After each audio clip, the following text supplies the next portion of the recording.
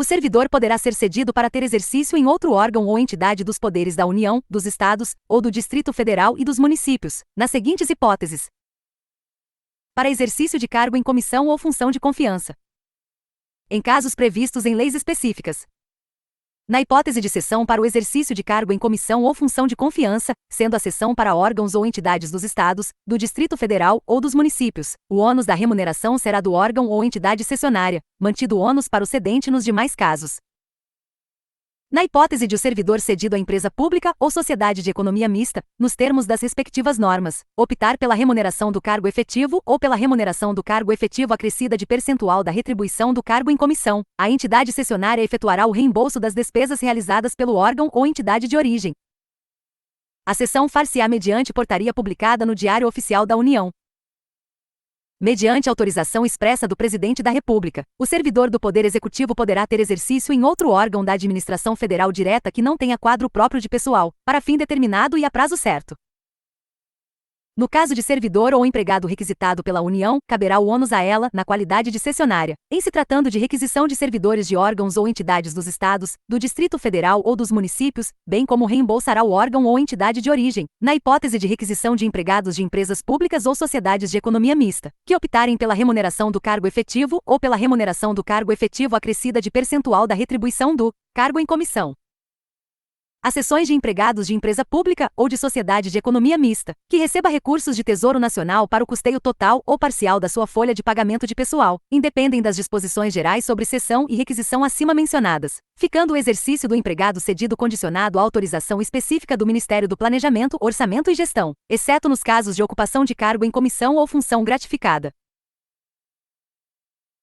O Ministério do Planejamento, Orçamento e Gestão, com a finalidade de promover a composição da força de trabalho dos órgãos e entidades da Administração Pública Federal, poderá determinar a lotação ou o exercício de empregado ou servidor, independentemente da observância das regras gerais sobre cessões e requisições acima citadas.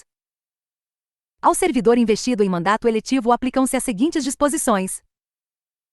Tratando-se de mandato federal, estadual ou distrital, ficará afastado do cargo. Investido no mandato de prefeito, será afastado do cargo, sendo-lhe facultado optar pela sua remuneração. Investido no mandato de vereador. Havendo compatibilidade de horário, perceberá as vantagens de seu cargo, sem prejuízo da remuneração do cargo eletivo. Não havendo compatibilidade de horário, será afastado do cargo, sendo-lhe facultado optar pela sua remuneração. No caso de afastamento do cargo, o servidor contribuirá para a Seguridade Social como se em exercício estivesse. O servidor investido em mandato eletivo ou classista não poderá ser removido ou redistribuído de ofício para localidade diversa daquela onde exerce o mandato. O servidor não poderá ausentar-se do país para estudo ou missão oficial, sem autorização do Presidente da República, Presidente dos órgãos do Poder Legislativo e Presidente do Supremo Tribunal Federal. A ausência não excederá 4 anos, e fim da missão ou estudo, somente decorrido igual período, será permitida nova ausência.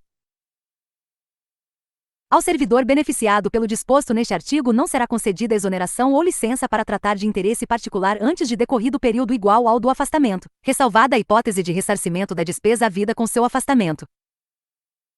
O disposto neste artigo não se aplica aos servidores da carreira diplomática. As hipóteses, condições e formas para a autorização de que trata este artigo, inclusive no que se refere à remuneração do servidor, serão disciplinadas em regulamento.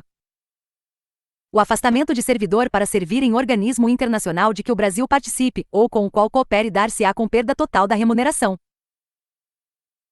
O servidor poderá, no interesse da administração, e desde que a participação não possa ocorrer simultaneamente com o exercício do cargo ou mediante compensação de horário, afastar-se do exercício do cargo efetivo, com a respectiva remuneração, para participar em programa de pós-graduação estrito sensu em instituição de ensino superior no país. Ato do dirigente máximo do órgão ou entidade definirá, em conformidade com a legislação vigente, os programas de capacitação e os critérios para participação em programas de pós-graduação no país, com ou sem afastamento do servidor, que serão avaliados por um comitê constituído para este fim. Os afastamentos para realização de programas de mestrado e doutorado somente serão concedidos aos servidores titulares de cargos efetivos no respectivo órgão ou entidade há pelo menos 3 anos para mestrado e 4 anos para doutorado, incluído o período de estágio probatório, que não tenham se afastado por licença para tratar de assuntos particulares para gozo de licença capacitação ou com fundamento neste artigo nos 2 anos anteriores à data da solicitação de afastamento.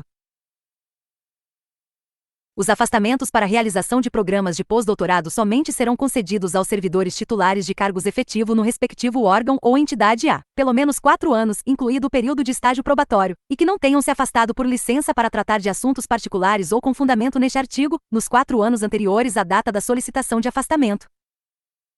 Os servidores beneficiados pelos afastamentos para realização de programas de mestrado, doutorado ou pós-doutorado terão que permanecer no exercício de suas funções após o seu retorno por um período igual ao do afastamento concedido.